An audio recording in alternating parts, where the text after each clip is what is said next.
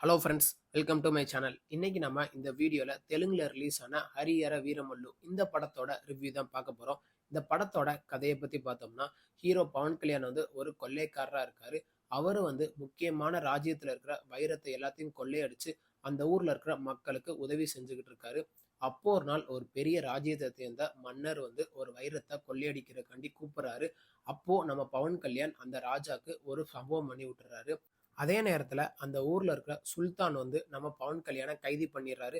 அந்த சுல்தான் வந்து பவன் கல்யாணுக்கு ஒரு ஆஃபர் கொடுக்குறாரு.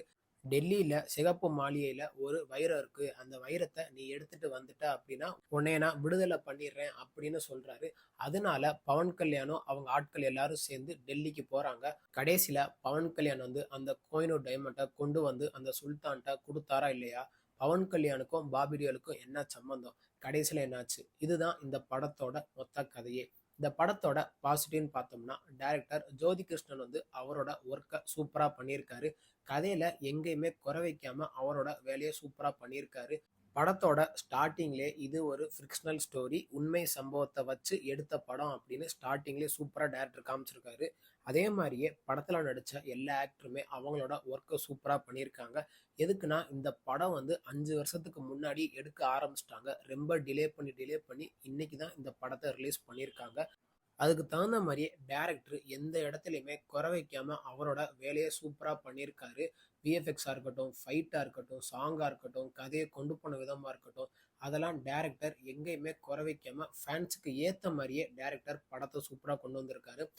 படத்துல பவன் கல்யாணோட ஆக்டிங்கை பத்தி நம்ம சொல்லவே தேவையில்ல. ஸ்டார்டிங்ல இருந்து எண்டு வரைக்குமே தனி ஆளா நின்று இந்த படத்தை வேற லெவலில் கொண்டு போயிருக்காரு. நான் எதுக்கு அப்படி சொல்றேன்னு படம் பார்க்கும்போது உங்களுக்கே தெரியும். அவரோட இன்ட்ரோவா இருக்கட்டும், அந்த இன்டர்மிஷன் சீனா இருக்கட்டும், கடைசி கிளைமேக்ஸ்ல எதிர்பார்க்காத மாதிரி ஒரு பெரிய சம்பவத்தை வச்சு டைரக்டர் படத்தை முடிச்சிருக்காரு.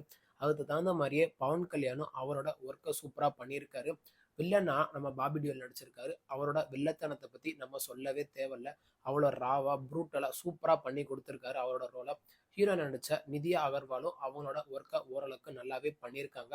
இதுக்கு முன்னாடி அவங்களுக்கு ரிலீஸ் ஆன படம்லாம் ஓரளவுக்கு ஓடினாலும் இந்த படம் வந்து அவங்களுக்கு உண்மையிலேயே ஒரு கம்பேக்கான படம் அப்படின்னு படம் பார்க்கும்போது நம்மளுக்கே தெரியும். படத்துல ஒர்க் பண்ண எல்லா டெக்னீஷியனுமே அவங்களோட ஒர்க்கை சூப்பரா பண்ணியிருக்காங்க. முக்கியமா சினிமாட்டோகிராஃபர் பத்தி நம்ம சொல்லியே ஆகணும். எதுக்குன்னா ஃபர்ஸ்ட் ஆஃப் பூரா விஎஃப்எக்ஸ்லாம் சூப்பரா காமிச்சிருப்பாங்க. அதுக்கு தகுந்த மாதிரி சினிமாட்டோகிராஃபர் வந்து அந்த ஃபைட் சீனை காமிச்சதா இருக்கட்டும், குதிரையில போயிட்டு இருக்கும்போது நிலநடுக்கத்தை காமிச்சதா இருக்கட்டும், அந்த ஸ்லோமோ காட்சி எல்லாம் சினிமாட்டோகிராஃபர் வேற லெவலில் வச்சிருக்காரு. அதுக்கு தகுந்த மாதிரியே படத்துல ஃபைட் சீன் ஒவ்வொன்றுமே மாசா காட்டியிருக்காரு. அதே மாதிரி பவன் கல்யாணை பத்தி நம்ம சொல்லவே தேவையில்ல. அவர் ஆக்ஷன் காட்சி எல்லாமே மாசா தான் வச்சிருக்காரு. படத்தோட மியூசிக்னு பார்த்தோம்னா கீரவாணி வந்து அவரோட ஒர்க்கை சூப்பராக பண்ணியிருக்காரு. படத்துக்கு மேஜர் பாசிட்டிவ்னு பார்த்தோம்னா பேக்ரவுண்ட் ஸ்கோர் தான். எதுக்குன்னா படத்துல ஃபைட் சீனா இருக்கட்டும், அந்த மாசான சீன்லாம் காமிச்சதா இருக்கட்டும், அதுக்கு தகுந்த மாதிரியே கீரவாணியும் அவரோட மியூசிக்கை வேற லெவலில் தெறிக்க விட்டுருக்காரு. நான் எதுக்கு அப்படி சொல்றேன்னு படம் பார்க்கும்போது உங்களுக்கே தெரியும். இந்த படம் வந்து பேன் இண்டியன் படமாக தான் ரிலீஸ் ஆயிருக்கு. தமிழ்ல டப்பான விதம்லாம் ஓரளவுக்கு நல்லாவே பண்ணியிருக்காங்க. இந்த படம் வந்து ஒரு ஹிஸ்டாரிக்கல் படம் மாதிரி தான் டைரக்டர் கொண்டு போயிருக்காரு. அதுக்கு தகுந்த மாதிரி செட் ஒர்க்லாம் சூப்பராக பண்ணியிருக்காங்க. காஸ்டியூம் ஒவ்வொன்றுமே வேற லெவலில் பண்ணியிருக்காங்க. முக்கியமா ஸ்டன் டைரக்டரை பத்தி நம்ம சொல்லியே ஆகணும். அவரு வந்து ஸ்டார்டிங்ல இருந்து எண்டு வரைக்குமே அந்த ஃபைட் சீனை காமிச்சதெல்லாம் உண்மையிலேயே மாசா இருந்துச்சு. ஹீரோவும் வில்லனும் ஃபைட் பண்ணுவாங்க அப்படின்னு நம்ம நினைச்சுக்கிட்டே இருப்போம். ஆனா கடைசியில பார்ட் 2க்கு லீடு வச்சு டைரக்டர் படத்தை முடிச்சிட்டாரு. மற்றபடி இந்த படத்துல பெருசா சொல்றதுக்கு ஒன்றும் இல்லை. இந்த படத்தோட நெகட்டிவ்னு பார்த்தோம்னா, டைரக்டர் என்னதான் கதையை நல்லா கொண்டு போயிருந்தாலும் ஸ்டார்டிங்ல இருந்து இன்ட்ரோல் வரைக்குமே கதை நல்லா விறுவிறுப்பா போகும். செகண்ட் ஹாஃப்ல நம்ம சில இடத்துல லேக் ஃபீல் பண்ண முடியும். அதே மாதிரி விஎஃப்எக்ஸ் சீன்லாம் ஓரளவுக்கு பொம்மை மாதிரியே தெரியும். அந்த குதிரையில போறது, அந்த ஃபைட் பண்றது, அந்த ரோலிங் ஷாட்டு, அதெல்லாம் விஎஃப்எக்ஸை இன்னும் கொஞ்சம் டைரக்டர் நல்லா பண்ணியிருந்தா செகண்ட் ஹாஃப் உண்மையிலேயே நல்லா வந்திருக்கும். எதுக்குன்னா நம்ம நல்லா நோட் பண்ணி பார்த்தோம்னா விஎஃப்எக்ஸ்லாம் ஒரு மாதிரி பொம்மையா தெரியும். அதே மாதிரி பவன் கல்யாண் அவங்க டீம்மேட்ஸ் எல்லாருமே குதிரையில போயிட்டு இருக்கும்போது அவங்க மட்டும் தனியா தெரிவாங்க. பின்னாடியில் அந்த பேக்ரவுண்ட் வந்து அது தனியா தெரியும். அதெல்லாம் இன்னும் கொஞ்சம் டைரக்டர் ஃபோக்கஸ் பண்ணி எடுத்திருக்கலாம். அதே மாதிரி டைரக்டர் வந்து ஒரு சீனை சொல்லிக்கிட்டு இருக்கும்போது டக்குன்னு ஜம்ப் ஆகி இன்னொரு சீனை சொல்ற மாதிரி சில காட்சியெல்லாம் இருக்கும். அதெல்லாம் டைரக்டர் இன்னும் கொஞ்சம் ஃபோக்கஸ் பண்ணி எடுத்திருக்கலாம். மற்றபடி இந்த படத்துல பெருசா நெகட்டிவ்னு சொல்றதுக்கு எதுவும் இல்லை. இந்த படத்தை தாராளமா ஃபேமிலியோட வீக்கெண்ட்ல தியேட்டர்ல பார்த்து என்ஜாய் பண்ணுங்க. இந்த படம் வந்து டைரக்டர் 5 வருஷமா எடுத்துக்கிட்டு இருந்தாரு. ஆனா சில இடத்துலலாம் டைரக்டர் இன்னும் கொஞ்சம் ஃபோக்கஸ் பண்ணி எடுத்திருக்கலாம்.